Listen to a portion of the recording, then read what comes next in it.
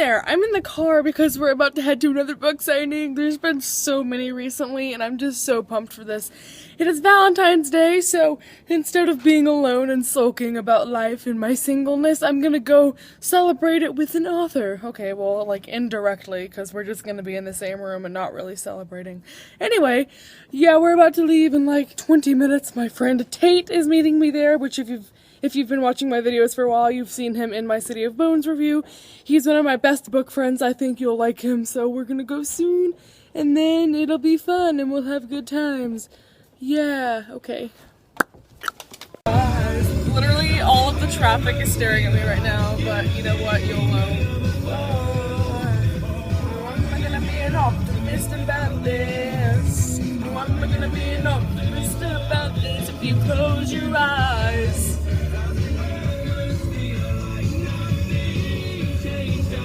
I completely forgot to vlog us pulling in, but we're here. That is the bookstore. I think it's kind of self-explanatory. So yeah, we're gonna get out.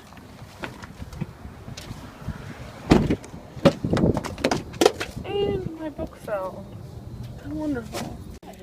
We are sitting, and she got a front row seat right there, but I'm in the very back. So introduce yourself. I'm Laura from Universe of Books, which I will link in the description. So, what time is it? Like 6? Yeah, I think it's like 6. Yeah, we've still got like an hour to wait, and so we're just chilling, waiting for friends to get here. I was just reading. Really? I can't focus when I'm like. Tate has arrived. I am here. What up? Nothing much here. What's the current status? Nobody's here. Tons of people having fun. People staring at us. Everyone's staring at us.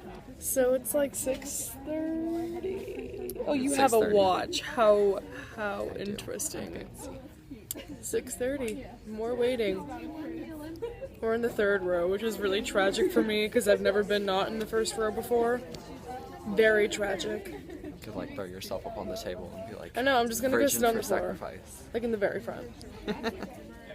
Okay, this is getting really long and more people are coming. 2 minutes left. I own nothing to say. So this is really awkward. Tell us a story of your day. My day? Yeah. They hear about me all the time. Oh. I can't think of one right now. Let me think. We're vlogging. You want to enter? What happened to you? I don't remember. But they're fantastic. I had to think. Let me think. Because I probably don't understand any of it. He would suck at being a YouTuber. The girl's staring at you. I know. I'm like, don't get the people in the background because that's awkward. That would be me. Out to Barnesville and Louisville. I'd like to help me welcome Marissa Meyer.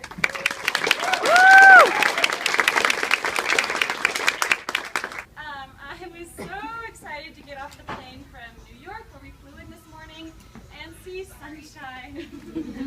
It's the first we've had all tour, so it was a really, really nice surprise. If anybody was here to see me when I was in town for the Scarlet tour, I hope you'll forgive me. You're going to hear the same story all over again. I hope it will be just as entertaining the second time. So I am Marissa Meyer. I'm the author of Cinder, Scarlet, and Cress, which are the first 3 books of the Lunar Chronicles. I'm going to start by talking a little bit about what the Lunar Chronicles are about. Okay, so the Lunar Chronicles, for anybody who may not have had a chance to read them yet, are all futuristic retellings of some of your classic fairy tales. Everything I had ever written, even though I knew that I wanted to be a writer, I did not want to share it with anybody. You know, it all been stuck in my little spiral notebooks. I was very kind of closed and secretive about it. But when I discovered this world of fan fiction and this kind of safe online community where I could share my work and get feedback, it was this brand new door opening up for me. And the more I wrote, and the more people responded, the more I wanted to keep writing. So really, for me, this is what I attribute for learning how to tell a complete story, how to increase suspense and write good dialogue and interesting characters and all the things that kind of come together to make a book. I feel like I learned writing fan fiction, that I wanted to set my story in the future. I had never written science fiction before. I had never thought that I wanted to write science fiction, but I grew up absolutely loving Star Wars. So I thought, why not? That could be a really fun challenge. And I ended up writing this Sailor Moon, Puss in Boots, Star Wars mashup thing. And there were people on the moon, and there were spaceships and hover cars and talking robotic cats and all this stuff. And it ended up being really, really fun to write. And so I submitted to this writing contest, and a couple weeks go by, and I come to find out that my story was one of only 2 stories that had been entered into the contest. I came in 2nd place. Bam!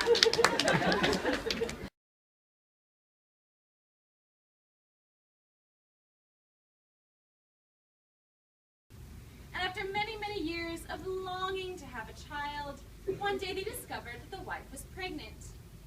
And as many women do, she started to have the most intense food cravings. In particular, she was dying for this particular kind of salad green called Rapunzel. Unfortunately, the only place where Rapunzel grew in their town happened to be in the witch's garden. So one night, the husband climbed over the wall into the witch's garden, and he gathered up as much Rapunzel as he could. And he was just about to make his escape when the witch caught him.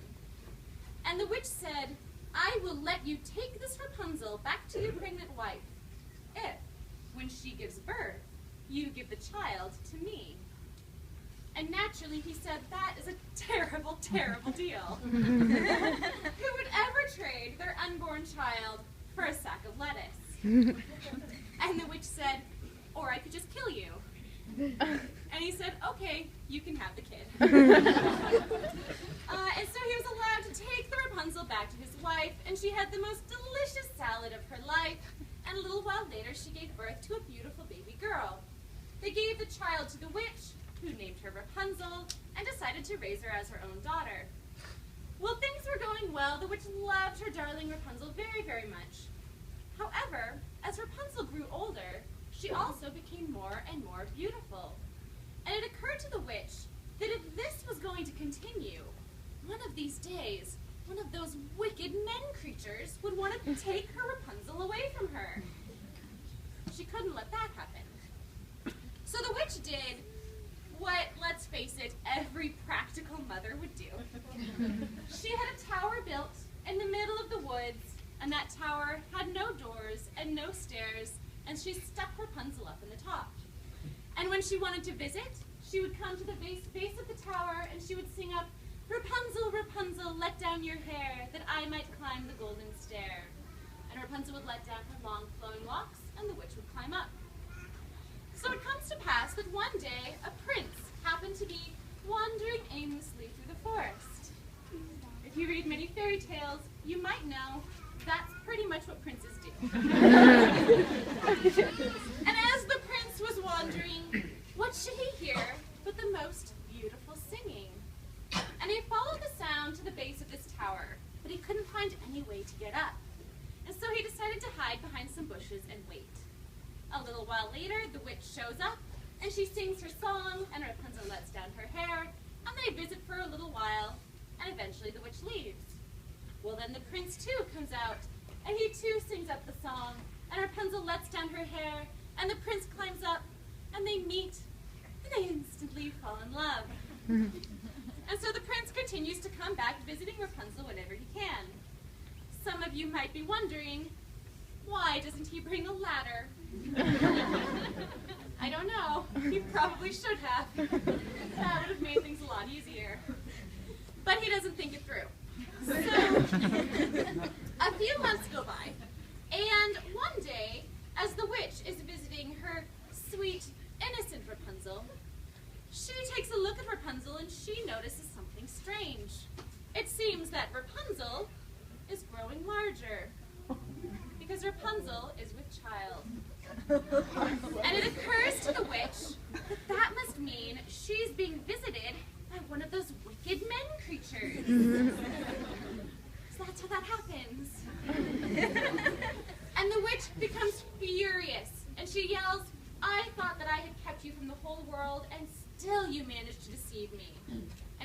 after, she chops off Rapunzel's hair, and she casts her out into a great desert. And then she waits. And eventually, the prince arrives, and the prince sings the song, and the witch lets down Rapunzel's hair, and he climbs up. But of course, it's the witch waiting for him at the top of the tower. And the witch says to him, "You are one of those wicked, vile men, and you will never see your Rapunzel again." She pushes the prince out of the top of the tower, and he falls down into the bramble bushes that have grown up around the tower's base, and 2 of the thorns poke out his eyes. That didn't happen in Tangled. And the poor prince was left as a blind beggar, and he wandered through the wilderness for many, many years.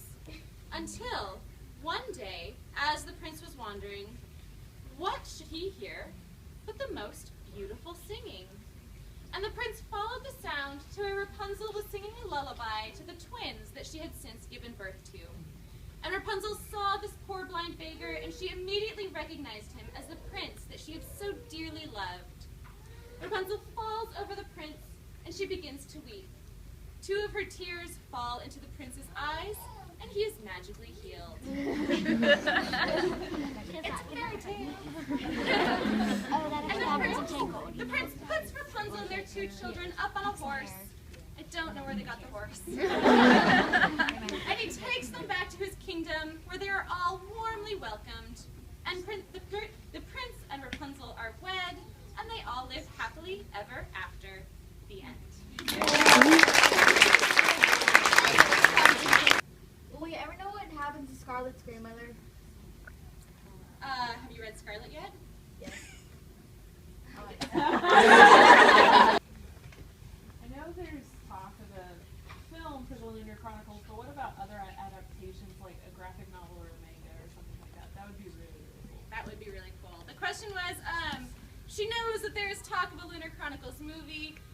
It is by no means a sure thing, but there is a studio and there is a script, and we're hoping there might be a director any day now. I really want to get that phone call. As for other adaptations, I would love to see it turned into a graphic novel. That would be really super cool. Kind of at this point, it's something that my agent and I have talked about, and the question at this point is, do I want to write that myself, or do I want to sell the rights to somebody else to write? I'm pretty sure I would want to do it myself, but I don't have time to do it right now. So it's definitely something I'm thinking about. What's your favorite book? My favorite book is Pride and Prejudice by Jane Austen. Have you guys heard of this?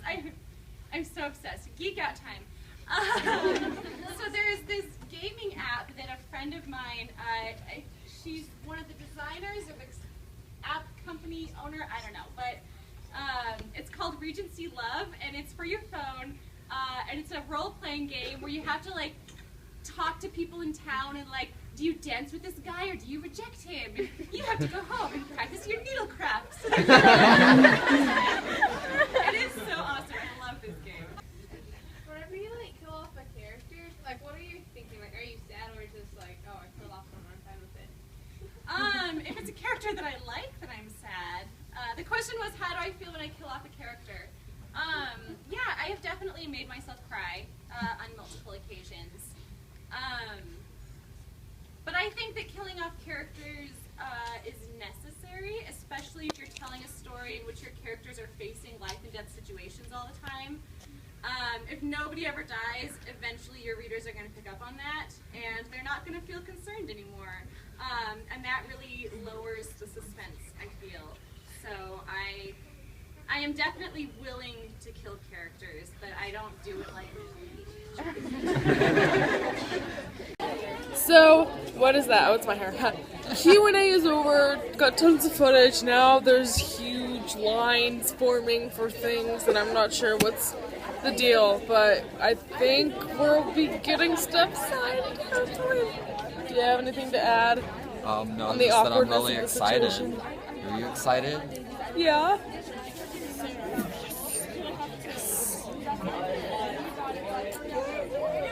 We're standing in line because lines are fun and take really long. So I don't know how much longer it'll be, but I'll try and get footage. Made new friend. Introduce yourself. I'm Alicia. I'm on Instagram. Wait, What's your username? oh, Book Fanatic 757. Follow. Yeah, follow.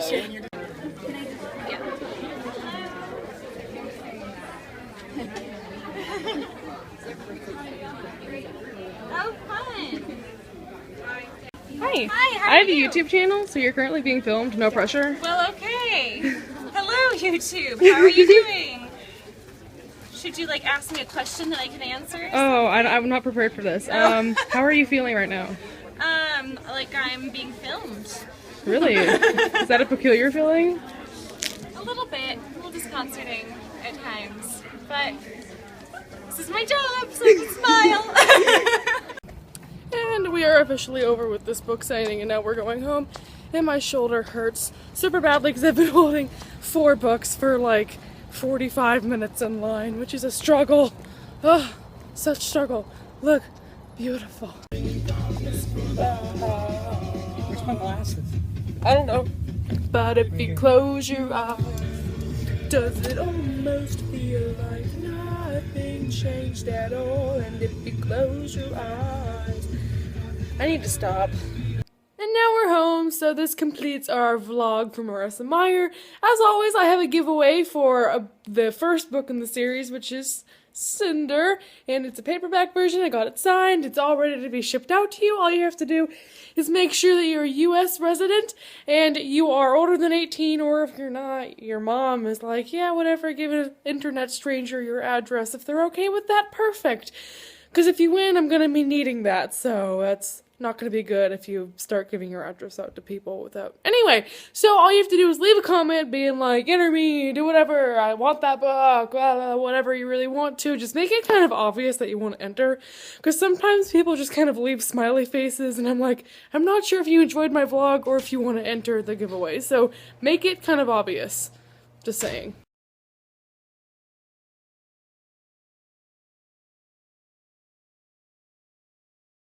And without further ado, thank you for watching. I will see you next time. This was really fun. Hope we can do it again sometime. Goodbye.